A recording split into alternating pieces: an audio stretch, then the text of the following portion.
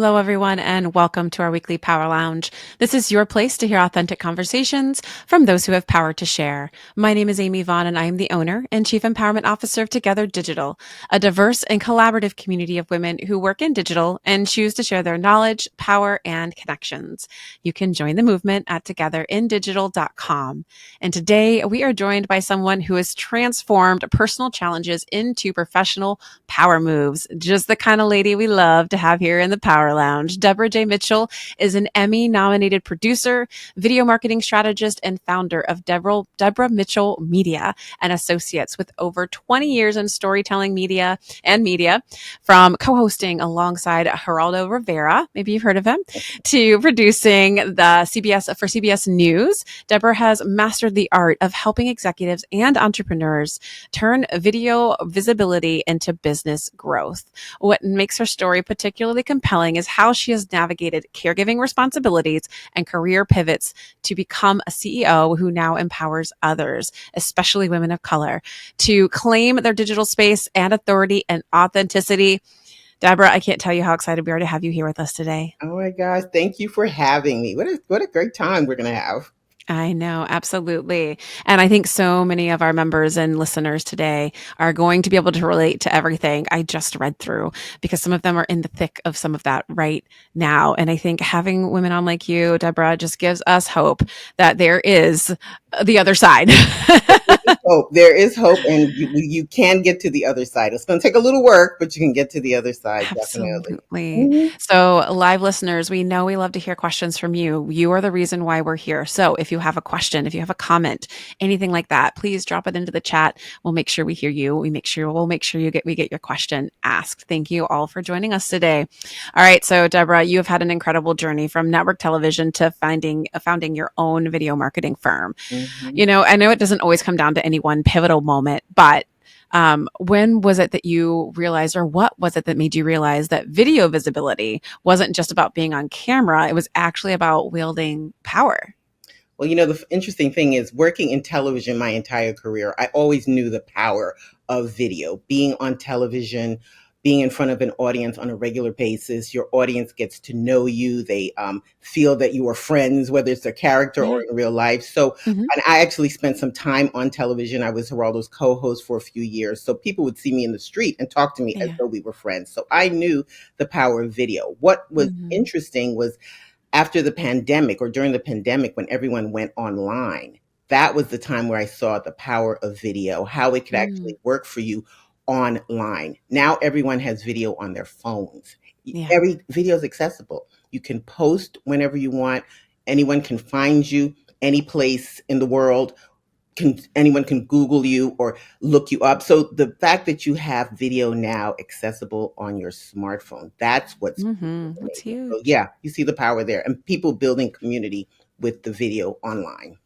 Yeah, exactly. We were just talking about that, weren't we? Yeah. How, through Together Digital and the shifts and the dynamics we've had to make changes in. And I do a lot of Zoom networking now, which sounds really atrocious, but I promise you all, it has literally led to some of the best friendships of my life. Hmm. And I literally was telling Deborah right before we got on, I was like, I spent a week in Costa Rica with my good friend Molly. Because like, just you can like connect, you can resonate with people. And I think you're so right. And I love it so much, Deborah, because I feel like you're putting words to things that we often think, but we don't capitalize on, right? We don't actually like take that concerted effort to say, oh, there's something here. How do I leverage this and make it work in my favor? So on that note, like I said, with the this is quote unquote Zoom fatigue, even as somebody who's a former creative director who produced a lot of videos, I never wanted to be on the other side of the camera. That's hard, even for me now, right? And I know a lot of our listeners and women within our community struggle to show up consistently on video. What do you think is like the biggest misconception about video visibility that holds, I want to say professionals, but also just women in general back from getting The started? I would say the biggest obstacle, and I've heard this because I Mhm. did a survey recently because I have a webinar series coming up, and I hear it all the time. They want to be perfect. They want everything to be perfect Mhm. and look good and sound good. So they're Yeah. either telling me they don't like the way their voice sounds, or they don't like Mm. the way they look. They don't know what colors to wear. They don't know how to come off as professional. Mhm. They get paralyzed by trying to be perfect. and you don't Yeah. need to be perfect. Yeah. As a matter of fact, being not being perfect plays in your favor because it Oh makes my you more gosh. relatable. It humanizes you. We're not Absolutely. perfect. So Absolutely. yeah, that's I think the biggest problem that women or most people have when it comes to Yeah. being on camera and creating video content. Yeah. I Hmm. love that. It reminds me of a story I heard of a college professor who was like at an Ivy League school and, fought and worked so hard to get to where he was getting and needed to come in and command the, respect of his students from day one, he felt, based on kind of the culture and like the implications of him having gone to an Ivy League school. And he rode his bike to class that day and literally splattered mud all up the backside of his pants. So he looked like he pooped himself. And he was like, oh my God, I cannot walk into this classroom, but if class is starting, I don't have an option. And he was like, why am I worrying about this? Yep. Why? Why am I even caring? Walked in, turned around, showed the class his ass, and was like, look what happened to me on the way in today. This is why you get a splash guard for the back of your bike. And everybody laughed. And he was like, listen, we all are coming into a new classroom and a new environment. And he's like, I want you guys to know that you're allowed to be vulnerable. Like that's how you learn is Hmm. by falling down, by failing, by not doing the right thing, by not always thinking ahead into the next step. And sometimes it just means you just kind of have to show up Yep. with the mistake on your backside and own it. And it, like he said, that changed how his class saw him, and the respect he got from them was insurmountable Oh, in the ways in which they absolutely. showed up for him after that. But if you think about TV, one of the more popular shows are bloopers. When you catch, Yeah. Oh my God. Yeah. everybody loves you. You catch them off guard. They're making mistakes. Everybody's relaxed, and that's Mm-hmm. what makes it fun and it humanizes you. So So yeah, true. it's so yeah, So true. exactly. We're trying so hard to be perfect when Mhm. everybody just wants imperfection. That's what it is. Yeah, Oh, no, so good, Deborah. perfect. Yeah. All right. So you have navigated. This is another big topic within Together Digital. In fact, we have a channel on Slack just for caregivers, for aging parents, and then a parenting channel as well. You were doing this as you were building your CEO journey. How did those dual responsibilities actually strengthen your approach Well, to authentic leadership on camera? okay. So first, I'm going to tell you, I've interviewed many caregivers. I've done stories on it. I've done stories on entrepreneurs. Being a caregiver and being an entrepreneur are two of the hardest things I've ever done. So Yeah. yeah, to Right. do them together, it's just been unbelievable. And Mm-hmm. what being a caregiver has taught me, I've had to be very focused on what I'm doing with my mom. She's 96 now. She Yeah. requires time. She requires my attention, the paperwork that I have to fill out. There's Oh my just so much to gosh. maneuver. So Yeah. I had to realize that I couldn't be as perfect as a business person the way I used to be when I was producing full time, and that's what all I was focused on. I had to give myself Yeah. grace. So I Mhm. wasn't able to be in the business the way I would usually be if it was just the business I was focusing on. So I think Mhm. that's one of the biggest lessons that I learned. Give yourself grace, and you have to be organized. Learn how to manage your time, because you have to divvy up the time that it takes to do Oh the my gosh. caregiving and then do Yes. what you need to do for your business. So Mhm. I've learned to be a more patient leader, because Yeah. nobody knows what's going on with me when I'm caregiving for my mom. I may not Yeah. be may not be able to show up at networking events the way I used Mhm. to. I'm working from home. I have to take care of mom first, but I Yeah. have to realize other people might be Mhm. going through the same thing. So as Yes. a leader, I've just been a little bit more patient and more Mhm. understanding, because you don't know what other people are going through. And a lot of Yeah. us are trying to juggle 10 million things at the same time, Right. and you can't do everything all at the same time. No, you Mhm. can't. That space and grace is so necessary when you're playing multiple roles for multiple people like that. Because, as much as you need to do that for everybody else, it needs to be done for yourself. I Mhm. think I look back to before I was a parent and before my mom needed me for caregiving as much. And yeah, I'm like, oh my God, what did I do with my time? I think I always joke and say for women who get penalized for having kids and then trying to come back to the workforce, like I am more productive. I am more focused on my time. I am more intentional. I am more driven and committed to earning and in my career and making sure that work is good so that I can go home and have my quality time with my kids and creating boundaries. And I'm just always like, yeah, like being a parent and being a caretaker is 100,000% maybe a better leader because on the other side of that too, it's made you more empathetic. Mhm. I was looking at and like, not that I was ever like pegging moms as lazy, Mhm. as I've heard some people say, or that they don't have their priorities straight, which is absolutely ridiculous. Heard that once from another woman who was in HR too, by the way. That's Lovely. But it gave me empathy to think, wow, like I kind of took for granted all these really powerful, strong women leaders that I had who were doing the dual role of leader and parent.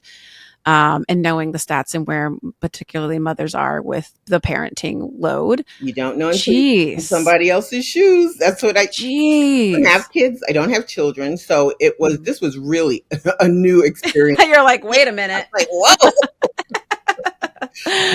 Yeah. It's really, and she depends. She needs me, so Yeah. she comes Yeah. first. And Yeah. I have learned to be a better person as a She's caregiver. got a fantastic daughter. That's so Oh, thank wonderful. you. Love it. Love it. Oh, You're doing a good job. It ain't easy. Like I said, that's why we got that caregiver and channel, man. November It is. is Family Caregivers Month. So to all the caregivers, Oh, yay. November's Family Caregivers Month. Give a caregiver a hug. I did not know that. Oh my God. Give them a Mhm. 10-minute hug because they need Yeah. it. Nobody, it's like one of those things when you're a teenager, like, I can't wait to tell you what to do. Dude, parenting a parent sucks. This is a good transition because people who know me know that I'm caring for my mom, but I never put mom on video. I never put her out as a part of my, Mm. I don't want to say my brand, but I just didn't put her out on video. But this month I Yeah. decided to do that. And she's Oh, gotten more likes or yeah. more comments than Everyone's going to love mom. yeah. So just I love it. see her. And so yeah, it's interesting because the content that you put out, it doesn't Hmm. always have to be. It has to be a compilation of who you are. Yeah. And so yeah, you're putting out the information about your brand and who you are and the work you do. But again, I talk about humanizing. This is showing Yeah. another side to my life. And so, you Hmm. decide, you control what you can put out there. And so I've decided for this month to put a little bit of more Oh, there. I Yeah, love that. so I cute. think that's great. It actually reminded me of a friend of mine, Cindy Gallup, who's I love Oh, following her I on love LinkedIn. Cindy. You know Yeah. Cindy? Mhm. Hmm. And she has done that from time to time. And in fact, if I don't see a post of mom after for a while, I'm like, okay, Yeah. how's mom? Because again, like I think it's that humanization, it's that vulnerability that opens up and allows others to speak their truths and to share their realities as well, which is so necessary. Let's shift it to some of our audience here too about Mm, specifically challenge for women of color okay. and digital visibility. I'd be curious to hear like what have been the struggles there, and then what are some of the strategies that you've developed to help them specifically create and claim their space with confidence and authority. So I'm going to break it up into two categories. First of all, the women, age wise, I'm going to break it up. I'm from the Oh, great. generation Yeah.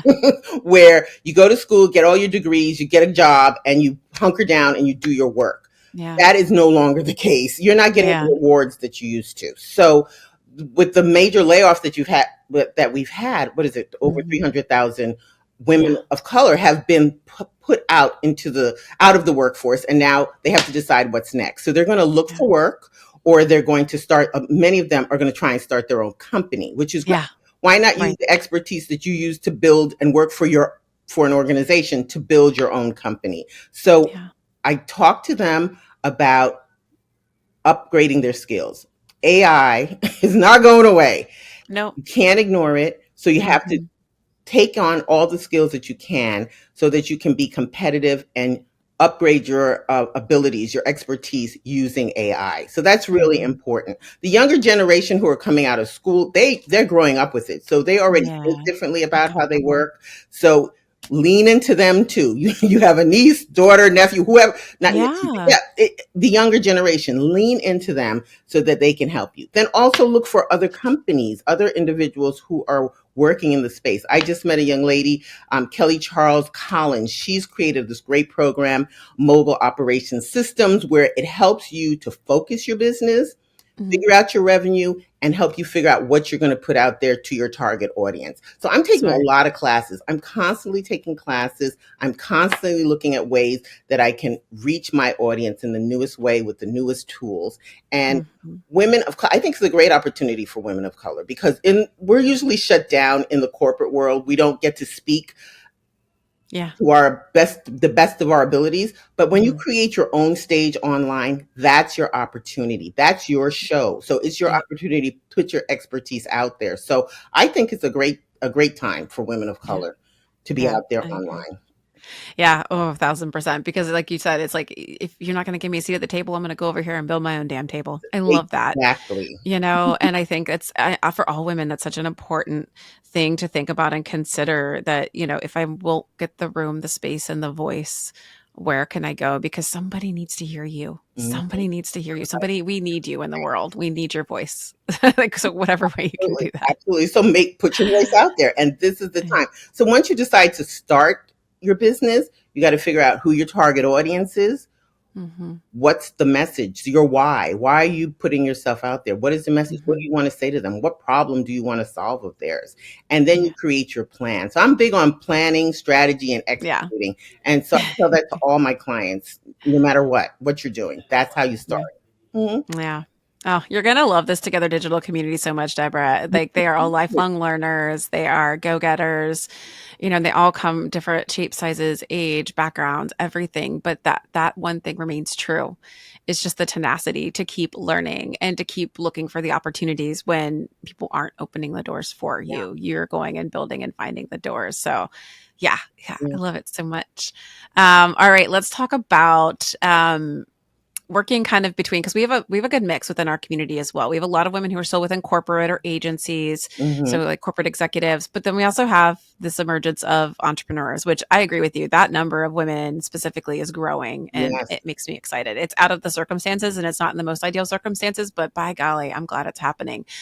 What do you feel is the difference between creating video um, content and creating video content that actually converts viewers into clients, especially for our entrepreneurial folks, because that sometimes feels like a challenge, right? Too, as you're doing your planning and your strategy and your messaging, it's like, I don't want to say all these things, but what is actually moving the needle for me? So I would say you can create what the content is going to convert is the content that resonates with your target audience. So first you Hmm. need to know who your target audience is, where you're going to find them, where do they live, what platforms, and then figure out what problem are you going to solve for them.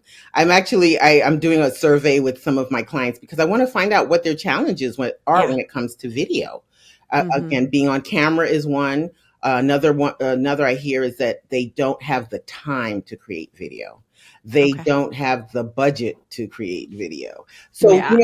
that's important information for me to use Sure. because, okay, if enough of you are saying it, then that's definitely something that it's a pain point. I need to Sure. help you solve it. So Hmm. that's how I'm going to come up with my I content. love I'm it. going to use that information to Hmm. answer those questions. And you'd be surprised, again, using AI to help with your content as far as Yeah. fleshing it out, but also putting your touch on it as far as what you're going to bring to solving their problem.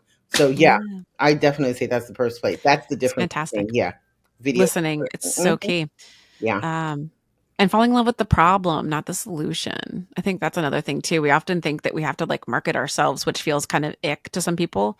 But at the end of the day, it's like, but I have something to offer. I want to help people. So what is the problem, and how do I speak to the problem in a way, like you said, that relates to them, so Hmm. that then they're like, okay, she is a trusted resource. She knows what she's doing. Yeah. And you build that credibility, and then you create that awareness, and then you make it relatable, and there you go. Like, And be consistent. Don't just show up and yes. disappear. Be consistent Yes. because people do business with people they know, like, and trust. I hear, and Yeah, I don't come from sales at all. Sales is, but you know it. but I know it. And so You know the it. way someone said, well, sales is kind of like booking a guest for a show. I was like, oh, I guess it is in a way because you meet someone and you're Mhm. talking to them, getting to know them, and you're trying to get their interview. So in a way, Yep. it's the same. But you want to be compassionate. You really do want to listen. You want to care, and you don't want to be salesy. It doesn't have to be about sell, Mm-mm. sell, sell. It's about No, really helping the person solve their problem. agreed. And Hmm. that feels so much better. Feels It better to really you, feels does. better to them. Hmm. Yeah. And 1,000% on the consistency. That's a great call out right there.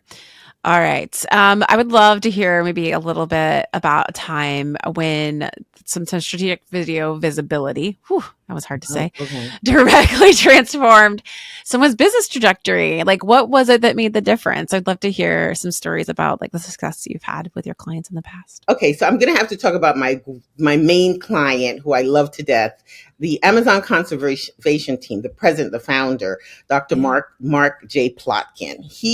We actually got together during the pandemic when everybody was locked down, he couldn't travel, nothing.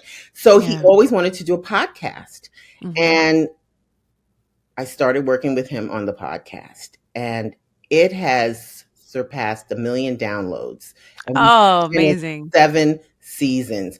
And I didn't know a lot about the Amazon. I've learned so much from him. He's a well Yeah. respected ethnobotanist. So I was like, okay. So cool. Yes. And he has his community, and they are a devoted community. So, to see him grow, because when we started, it was just Mark on the mic talking each episode. And I Yeah. say, Mark, let's invite some guests to be on. And it took a little while to get to that point where we had guests on, but then he started inviting guests on. And so it was the back and forth, the conversation that they were having took Hmm. the episodes up to another level. So Yeah. it was just really good to see the growth. And then Hmm.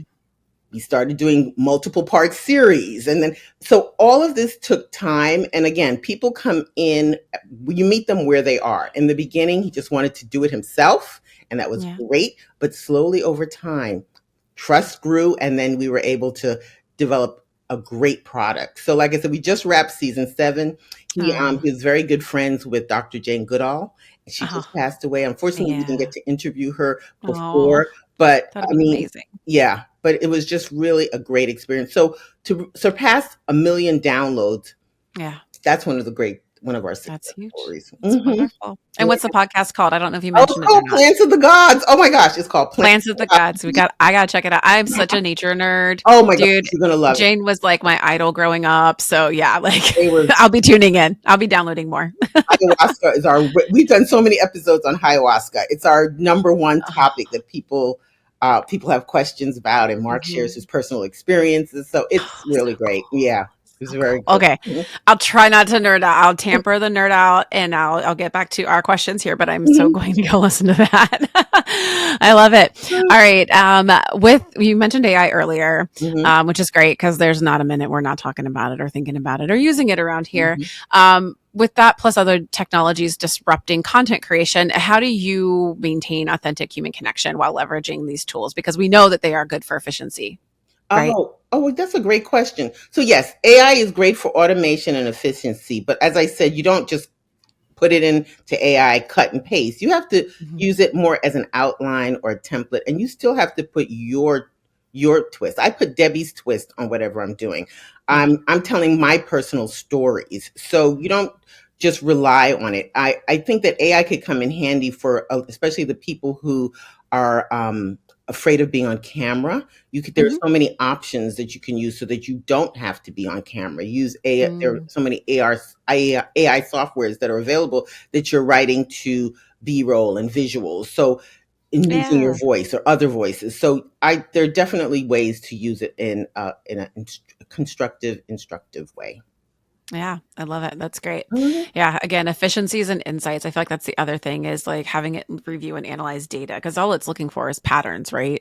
It's just really good at pattern recognition and regurgitation, which is something else you just have to be wary of and never necessarily trust everything because it'll hallucinate people. It will, But but in that, for your with your information. That's the thing that people, yeah. if you've written articles, if you've Hmm. been interviewed, put that into AI so that it's beginning to get your voice. It's beginning to Train it. know who you are. You're training it. Yes. Yeah, Mhm. absolutely. Yeah.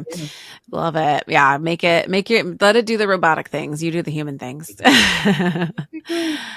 All right. So you mentioned Tabitha Brown and Mhm. Jesse Naylor as inspiration in some of the stuff that you sent us before this Yeah. conversation. What specific visibility strategies could our members learn Uh, from maybe them and their success stories? okay, so I'm going to talk about Janae first because I first saw Janae online during the pandemic. She's a Uh-huh. fashion influencer. She was in her closet trying on clothes, doing outfits of the day, and Uh-huh. she had a Facebook community where people could write in, and she would interact and talk to us. And I was watching her and I said, there's something about this woman. She used to work for Target. That's her story. She worked for Okay. Target. She left Target when she didn't get a promotion that she wanted, and she decided to go online full time.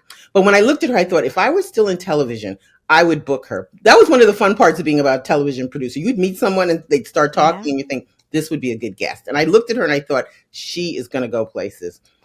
What she has done in the last 5 years is amazing. She just launched a brand of sunglasses. So she has grown her brand from just being not just, but being a blogger, a fashion influencer, to slowly building a community of followers and people who are supporting her. Brands pay her. She's able to put out her own sunglasses line. But what's great about her is that she's not afraid to walk. She tries things and then she walks away from it if it's not working. Yeah.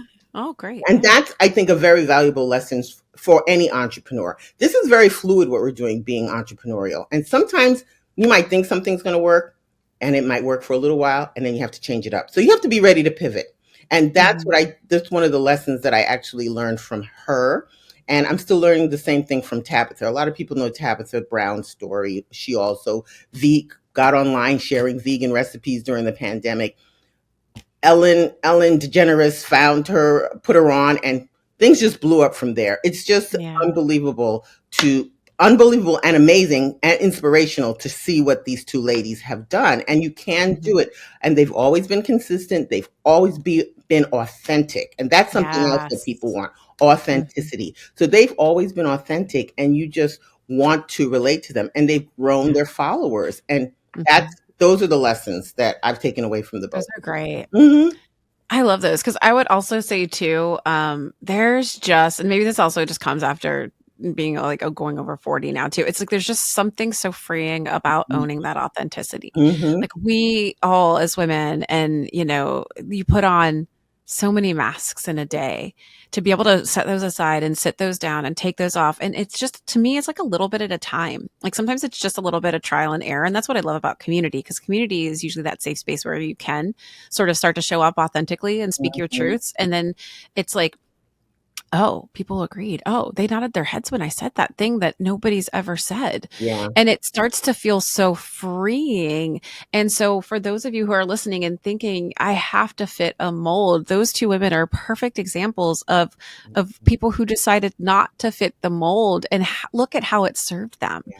Take it. Look at how it served every person you choose to follow online. For the most part, it's likely that they are living in some sort of truth. And we see that. And then we're like, oh, and we compare Yeah. and then we get jealous. And I'm like, no, follow your envy. It's showing you what you want. Like, you want that freedom. You want the ability to show up and speak your truths, and then do it and find just how much people are actually going to appreciate you for it. Don't be afraid. That's, I think Mm. people are afraid. Just don't be Yeah. afraid. Yeah.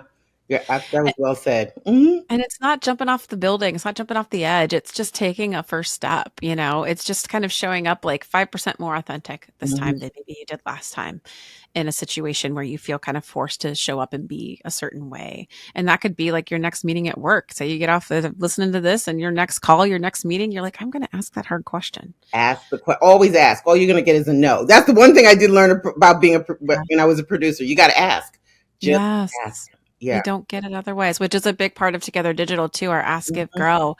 We really encourage our members to build that muscle of asking, because it's scary at first, but once you learn and then you realize, oh my gosh, people actually want to show up and help me. Oh Yeah. yeah, I'm gonna do some asking, Yeah. and I'm gonna do some giving in the meantime too. But that part comes easy for most Giving and of us. yes. And you know what there's a good point there because you talked about asking for help too. I have to tell Hmm. you, we as women, we're afraid to ask for help. Hmm. And it's Yeah. okay to ask and accept help. Yes. Oh my gosh. And you're doing something for them. People want to help. Your friends want to show up. Your coworkers want to show you that they can do their jobs and their roles. And I think, a lot of us, at least a lot of within our group, it's like very A-type, very strong, very capable women, but we tend to overfunction. Mhm. And then that doesn't give room or space for other people to grow and thrive and reach their potential, because we feel like we have to be the ones covering it and doing it all. That's a whole other topic for another day. We'll come back to that one. I've got one more question for you, and then we're going to go into our fun little power round questions. Okay. We've had a couple comments in the chat, which is great. It's nice that our live listeners are here listening to us. They agree with us on the bloopers point. Oh, oh, But if you all do have a question, don't be afraid, right? Ask the questions, drop it in the chat. Before we go into the power round, my question I have for you next is looking at the evolution. Oh, no, wait. I skipped a question. I have two. So, oh. we touched on the whole, I don't have time for video. Mhm, So to help that, because I know that that is a common thing outside of not wanting to be seen or on camera or the mhm. perfection time. What is your framework for creating consistent strategic content without it consuming their entire schedule? Oh, Got all the words out. okay. I've talked about this before, but I'll say it again. I'm a big fan of batching videos. When it comes to creating, um, saving time, being efficient with your time, and getting the most out of it as far as product batching. So that means that you decide you're going to take an hour or 2 hours out of your week and you're going to create video content. So that means you've already decided on what you want to talk about, the topics that you're going to talk about. You've chosen a couple of different outfits so that you can change outfits during the 2 hours. So it Yeah. appears you've taped it on different days, and you Hmm. decide how many snippets of a video you are going to create, whether it's 10, 20, whatever you can do in those 2 hours. Again, you're taping it, so it doesn't have to be perfect. If you don't like the first tape, the first what is the first taping, you don't have to use it. Redo it. Yeah. So Right. give yourself that grace, but also set aside those 2 hours every week, and you could at least get 10 or 15 little snippets of video, 2 minutes long at least, that you have in store, and then you could schedule them out on your calendar. So batching is a big thing. I actually just started wearing meta glasses, so I am. How's that going? You know what? I kind of like. Do you? All right. I'm always wearing sunglasses. I'm known for my sunglasses, so it Uh huh. come in pretty handy. So I'm wearing them, and when something catches my attention, or I feel I can get some point of view video out of it, I'm grabbing point of view video. So Hmm. it's I tried my best to be as efficient, work smarter, not harder, and that's how I'm capturing video and making time to get my content together. That's one great example. Hmm. Cool. I love it. Those are great examples. Yeah. All right. Next is looking at the evolution of personal branding.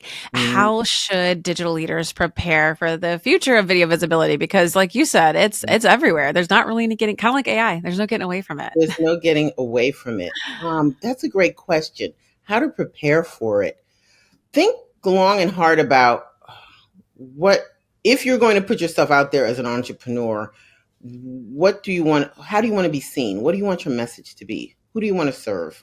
That's a big question because you need to know that before you start anything. And Hmm. again, that goes back to the target audience, because once you figure out who you want to serve, you can start to focus in on them and start building relationships with them where they live online.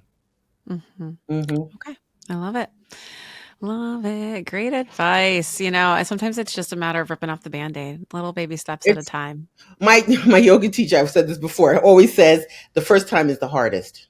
Yeah. Yes. I tell that even to my kids a lot. My daughter wanted to try diving.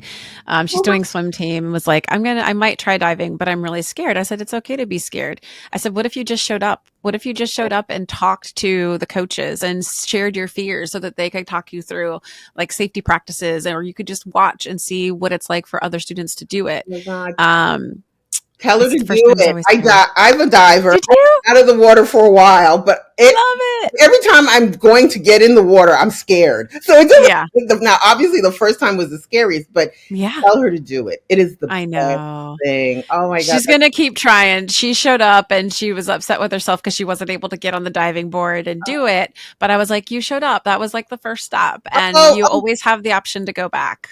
so this So is hopefully funny she because will. you said diving. I automatically thought scuba diving. You're talking. Oh, scuba. Oh, Yeah, no, diving off a diving board. oh, But yeah, scuba, she okay, wants to do scuba. She's not like okay. maybe once we're in the water and trying it, she'll get a little afraid, but she snorkels and stuff like that. She's a great swimmer. Oh, okay. Yeah, I'd be afraid. Yeah, I don't know. You're like, never mind. I ain't diving off a diving board. But I love that you did scuba. Yes, That's yes, also yes. something we've both wanted to get certified in. Okay. Well, we have a question from one of our live listeners, Melanie. Oh Thanks for yeah. dropping the question in the chat. Are there ways I can utilize video without literally being on camera? Here we go. We're still avoiding it, aren't we? Yes. See? Do POV, VO videos. Yeah, point of view Um, videos where that means you're shooting. You're talk. You could hear you. I hope you, if you like your voice, your uh-huh. voice can carry the conversation. But you're just shooting in front of you, and it's your point of view. Then you have Mhm. different uh, AI tools that you can use so that you're Okay. putting B-roll, which is visuals of the story Yeah.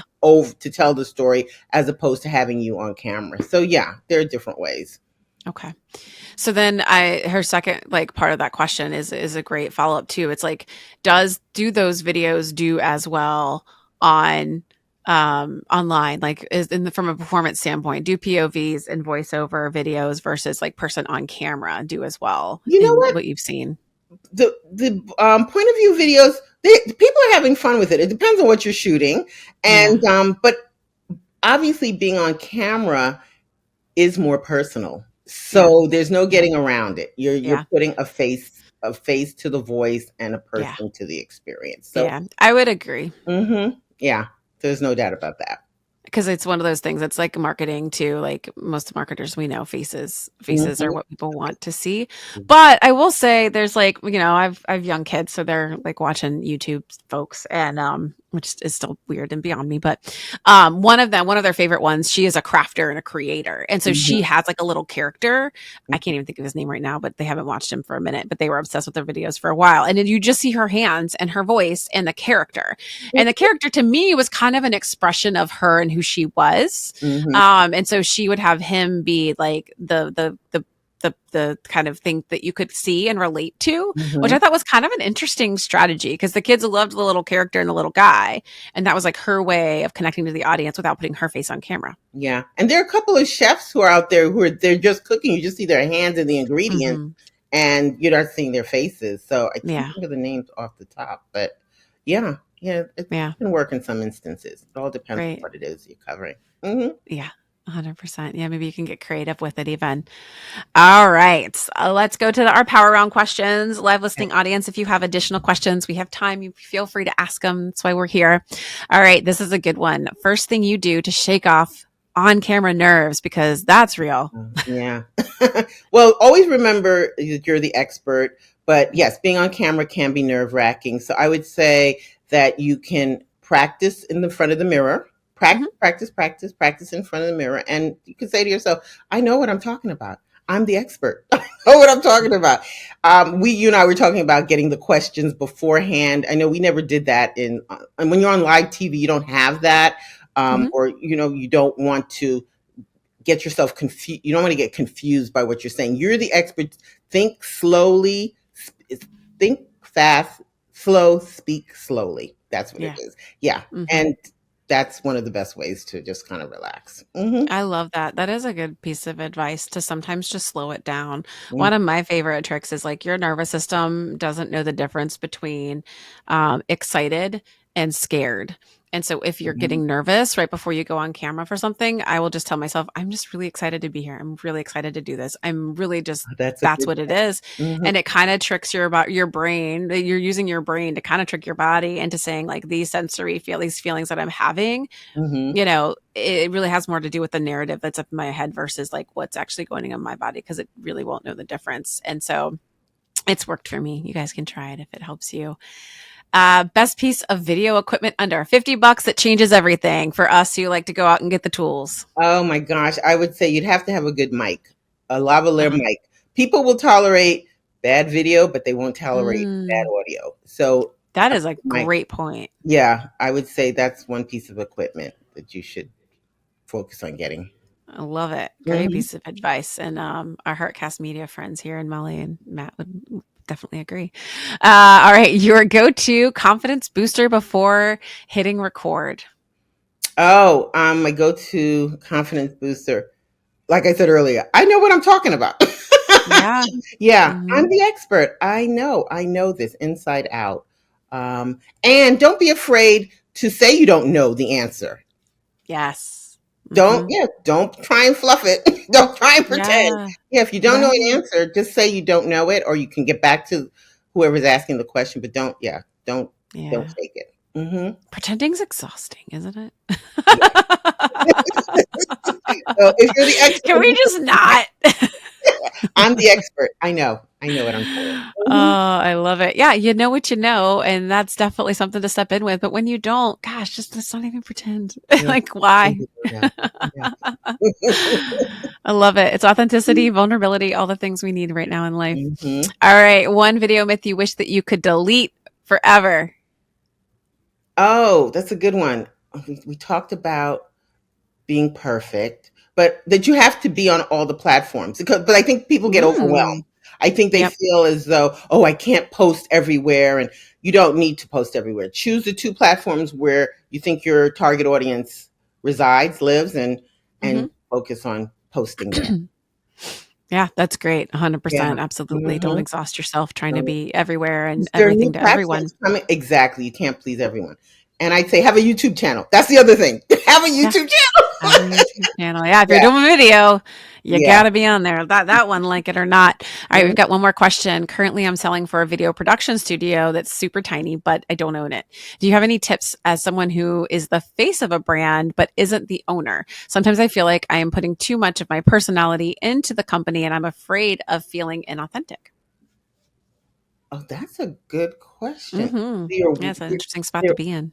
yeah, he or she is working for a company and they're using their personality to build Mm-hmm. the brand's company. So the question is, how do they? And so she's selling. So how do you have any tips do you have any tips for someone who is the face of a brand? So it sounds like she's actually like herself, like is the part of the brand that she is selling, Mhm. who isn't the owner. Okay, but she still wants to sell the product. Hmm. Yep. She says Okay. sometimes I feel like I'm putting too much of my personality into the company and I'm afraid of feeling inauthentic. Oh, that's a good. I'm gonna have to think about that one. Yeah. What do you think? I think my question would be why isn't the owner the personality that's being put forward into the brand versus the person who's doing the selling? Because ultimately, if you're a small independent business, usually we're buying from, like you said, people we like know and trust. Mm-hmm. And then again, so as the person who is doing the selling, that's hard. So it sounds like that the owner isn't really the front kind of And the face owner may person, not and be so comfortable being she's on camera, and they're yeah. using this person is a better person on camera. So, is there a way to? Uh, that's what, She says, "Oh, she answered my question." She said, "Oh, well, great question. He likes being behind the scenes and ah, trusting his team to run things." So I mm-hmm. think in that if that's the case, I would also then say, use your personality to build the relationships and do the selling, but make sure the brand is well defined so that you're not having to make the extra emotional effort and putting your personality into play where there is a lack of brand. It But there sounds like must there's be a lack of something about, branding. but there must be something about her personality that is True. appeal. Yeah. She wouldn't have been chosen Yeah, for this. which I mean, you could work into the brand. That's what I'm thinking. You can work into the brand because there's something about your Yeah, personality that the owner likes or it's feels working. yeah, that's working. So you must be good at it. And Mhm, yeah, so that's I think you should look at that too. What is it? mhm, How you can better define the brand mhm. so that you feel better about what you're doing. But it's Yeah, obvious that you have some type of talent. That's why you're there. yeah. Yeah. Yeah, no, exactly. It sounds like they're Mhm. lucky to have her. And it is that thing of like, what was I getting ready to say? It was like a brand, oh shit, it was a good one too. It was like something along the lines of, oh, brand should be a sales enablement tool. Mhm. Sales should not be enabling brand. That's a little backwards. Oh. Like you should make sure that the brand is there and well defined to enable how you sell. Mhm. It shouldn't be that like the sales, like the your personality should be enabling like the sales should not be enabling the brand. Like you need to set the brand first because what's going to happen is as a business, if you're ever going to scale or grow, or if you leave or you like something happens and you're not there anymore, like Mhm. where does the selling and how does the selling happen? That's why the brand has to kind of come and be there first as a tool for sales enablement, not sales enabling the brand, because then you're setting up a volatile situation for your business. And this is more advice for your boss than you, Right, honestly. that's what, yeah, that is Um, the boss to, and I to don't know if she say, had that conversation with her boss, but, right. Well, um, it says that he's trusting for them to run things. I think it would be fair for you, Melanie, to go back and say, listen, I'm putting a lot of myself into the selling and it's feeling like it's taking the place of your brand. I want your brand to be known and established so that people have trust in you and what you provide and do as a company versus mhm, just me. Because I always have that whole, if I get hit by a bus tomorrow theory, it's like, if I'm gone tomorrow, God forbid, whatever that might be, I never wanted to ever, and this is just being overly responsible on my part, but I never wanted to leave any company I worked for in the lurch. I wanted to make sure no. that my process, my communications were documented in a place that made it so that if there was a transition that needed to happen, it could happen. But yeah, Did you like that's that kind of my advice? Okay, thoughts. Melanie, I hope that works for you. Yeah, I hope that helps. She did. She put up a little heart. Okay. Fantastic. Yeah, no, great question. I love it. And That was a again, good when you ask those one. questions, what's that, hun? That was a good one. No, that was a great Yeah. question. And people, when you ask it questions, like there's other people that are sitting here listening that might be in a similar situation, either now, in the past, or in the future. And you Mhm. just help them out by asking a really great question. So thank you so much for bringing it to us. All right, friends. I think, let's see. Yep, that's it. We got to the last myth busting question. Deborah, thank you so much for Thank you giving so all much. of these This was so much amazing, fun. Great conversation. yeah, very powerful insights, all about turning visibility and strategic into a strategic advantage. And hopefully, it has encouraged you all to just like I said, 5%, just a little bit more.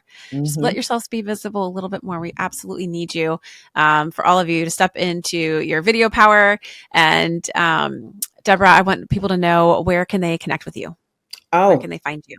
Deborah Mitchell Media and Associates.com. Go to the website. You can find me there or on LinkedIn. Mhm. Debbie, I go by Mitchell. Deborah Debbie Mitchell. Debbie. All Okay. right, Debbie. And to our Together Digital community, remember that showing up on video isn't just about being seen. It's about claiming your space and sharing your expertise with intention, as Debbie shared with us earlier. If you're ready to harness that power of visibility alongside some other women in digital, be sure to join us. Learn more about the organization togetherindigital.com. Until next time, friends, thank you so much for showing up and being here with us today and for listening. Until next time, keep asking, keep giving, and keep growing. We hope to see you soon. Bye, everybody. Bye.